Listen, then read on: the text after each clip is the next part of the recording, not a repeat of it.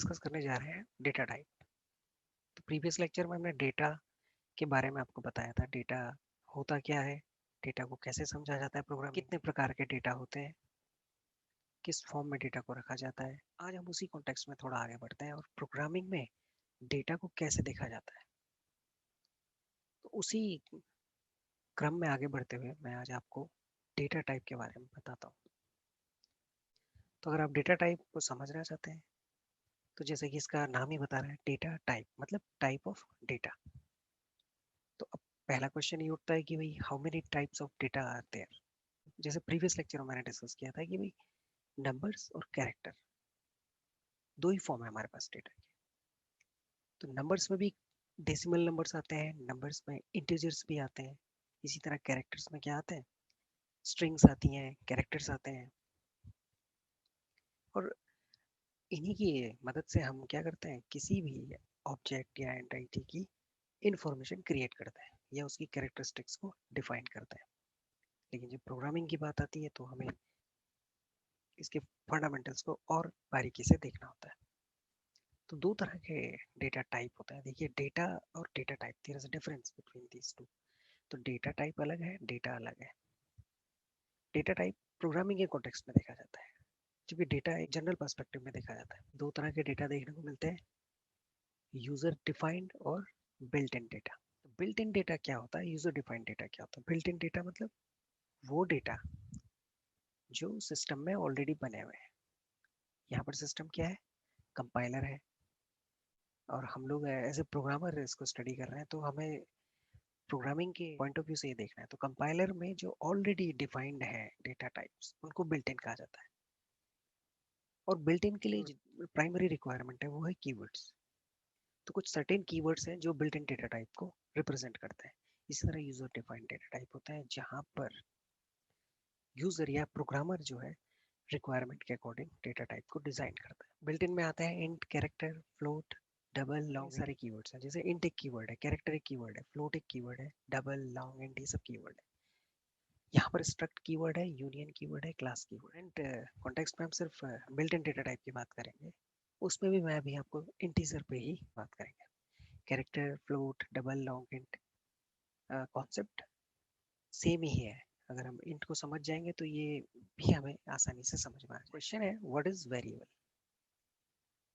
Variable क्या होता है? वेरिएबल को समझने के साथ साथ हमें ये भी समझना है कि डेटा क्या है, वेरिएबल क्या है और डेटा टाइप क्या है। तो डेटा टाइप तो मैं बता चुका हूँ आपको, डेटा भी मैं बता चुका हूँ। डेटा के बारे में अगर किसी को और फंडामेंटल क्लियर करना है तो वो हमारे प्रीवियस लेक्चर को देख सकते हैं। तो वेरिएबल का क्या रोल है यहाँ पर? तो ये वेरिएबल क्या है, हम प्रोग्रामिंग में किसी कैरेक्टरिस्टिक को रिप्रेजेंट करने के लिए वेरिएबल का यूज करते हैं। वेरिएबल, जैसे कि मैं बताता हूँ कि वेरिएबल यूजर की रिक्वायरमेंट के हिसाब से वेरी करती हैं, और हमें मल्टीपल डेटा सेट के साथ वर्कआउट करना होता है। इसलिए हम एक कांस्टेंट को ना लेते हुए हम वहाँ पर वेरिएबल को रखते हैं। वेरिएबल में मीन एक कैरेक्टर को हम रख लेंगे और उसी को हम कीवर्ड के जरिए डिफाइन करेंगे। तो जैसे मैं इंट ए क्या है, एक वेरिएबल है। इंट क्या है, एक कीवर्ड है। तो जो ए वेरिएबल है ये इंटीजर की कैरेक्टरिस्टिक को शो करेगा। ऐसे ही कैर ए, अगर मैं लिखता हूँ कैर ए या फ्लोट एफ या डबल डी, तो ये कीवर्ड जिस कीवर्ड के साथ भी एसोसिएट होगा वेरिएबल, ये उसी की कैरेक्टरिस्टिक को रखेगा अपने पास। वेरिएबल का अपना एक टाइप होता है, ठीक है, और वेरिएबल एक डेटा होता है, तो एक डेटा को कैरी करता है। कहने का मतलब ये कि वेरिएबल डेटा को कैरी करता है और वेरिएबल का अपना एक डेटा टाइप होता है। हम एक वेरिएबल को डिक्लेयर कैसे करें, how to declare a variable? तो वेरिएबल डिक्लेयर करने का क्या प्रोसीजर है, कैसे वेरिएबल डिक्लेयर किया जाता है? तो प्रोग्रामिंग में उसके कुछ फिक्स सिंटैक्स है। यहाँ पर प्रोग्रामिंग में उसके हम कुछ फिक्स सिंटैक्स को यूज करेंगे। जैसे यहाँ पर लिखा है इंट ए, तो यहाँ पर इंट क्या है, एक कीवर्ड है। ए क्या है, एक आइडेंटिफायर है। ए एक वेरिएबल है, तो ए को हमने इंटीजर बना दिया यहाँ पर। तो इस प्रोसेस को कहेंगे वेरिएबल डिक्लेरेशन। ये सी प्रोग्रामिंग के स्टेटमेंट है।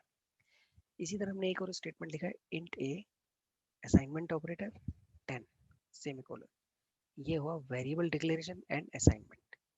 इनिशियलाइजेशन भी हम इसको कह सकते हैं, और इनिशियलाइजेशन, यहाँ पर हम वेरिएबल को इनिशियलाइज कर रहे हैं 10 से। इसका एक तरीका और है, with the help of scanf हम ये काम कर सकते हैं।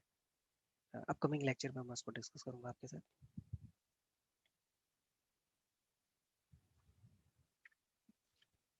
और जब कोई वेरिएबल डिक्लेयर होता है तो उसका मेमोरी से एक रिलेशन होता है,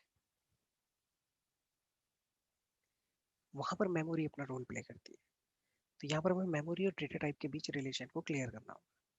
तो कोई डेटा टाइप है, उसका अपना एक मेमोरी रिक्वायरमेंट होता है। जैसे इंट एक डेटा टाइप है तो उसका अपना एक मेमोरी रिक्वायरमेंट है 2 बाइट। फ्लोट एक डेटा टाइप है, उसका मेमोरी रिक्वायरमेंट है 4 बाइट। और इसी तरह कैरेक्टर एक डेटा टाइप है, उसका मेमोरी रिक्वायरमेंट है 1 बाइट। ये जो रिक्वायरमेंट है मेमोरी की, ये कंपाइलर टू कंपाइलर वेरी करती है। तो अगर आप लिखते हैं इंट ए, तो ए को मेमोरी में 2 बाइट स्पेस रिजर्व हो जाएगा। ये जो हमने लिखा है वेरिएबल डिक्लेरेशन कम असाइनमेंट, ये 2 बाइट ऑफ मेमोरी एलोकेट हुई, और उस एलोकेटेड स्पेस में जो है 10 स्टोर हो गया। यहाँ पर मैं यूजर डिफाइंड डेटा टाइप की बात नहीं कर रहा हूँ अभी, तो हम इसको इग्नोर कर देते हैं। तो एक बार फिर से हम रिपीट कर लेते हैं, data type, built in, and यहाँ पर जो मैंने यूजर डिफाइंड रखा था। बिल्ट इन के अंदर आपके इंटीजर आ जाते हैं, कैरेक्टर आ जाते हैं, फ्लोट आ जाते हैं, double, long int.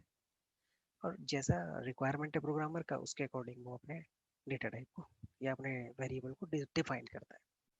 1 data, 2 variable, 3। ये तीनों पॉइंट क्लियर होने बहुत जरूरी है। What is data, what is variable, and what is the data type, और उनको कैसे रिलेट किया जा सकता है। How to declare a variable, आप लिख सकते हैं इंट ए, इसको वेरिएबल डिक्लेरेशन कहा जाता है। और आप लिख सकते हैं इंट ए असाइनमेंट ऑपरेटर 10, इसको वेरिएबल डिक्लेरेशन एंड असाइनमेंट कहा जा सकता है। तो ये चीजें मेमोरी में कैसे आती है, तो मेमोरी के स्ट्रक्चर को समझने के प्रोग्राम है। यहाँ पर हमने एक वेरिएबल ए डिक्लेयर किया इंटीजर, और उसको वैल्यू असाइन करी 10। फिर हमने उसको प्रिंट कर दिया। ये जो %d, ये जो है, ये फॉर्मेट स्पेसिफायर कहलाता है। %d जिसको आप देख रहे हैं, this is the format specifier. ये हर डेटा टाइप के लिए अलग अलग होते हैं। जैसे कैरेक्टर है तो उसके लिए C होगा, फ्लोट के लिए F होगा, तो इंटीजर के लिए D है यहाँ पर, तो इसको कहेंगे हम फॉर्मेट स्पेसिफायर। प्रिंट एफ इसका यूज करता है, स्कैन एफ इसका यूज करता है इनको एक्सेस करने के लिए। तो यहाँ पर वैल्यू आउटपुट के तौर पे जो है, जो भी वैल्यू हमें गेन होगी वो होगी 10। सारा होता कैसे है मेमोरी में, आप देख सकते हैं int requires 2 byte of memory. जैसे आपने लिखा है इंट ए, तो मेमोरी में 2 बाइट स्पेस मेमोरी में एलोकेट हो जाएगा।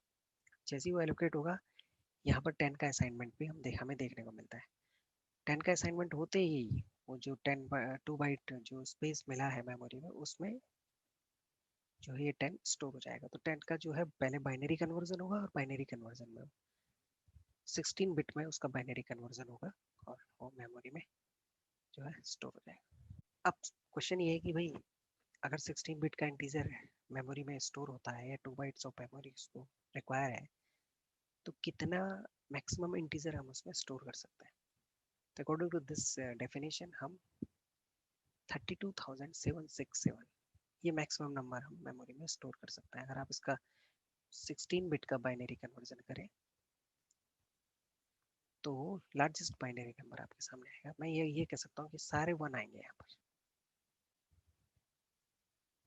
और इनका जो डेसिमल कन्वर्जन होगा वो होगा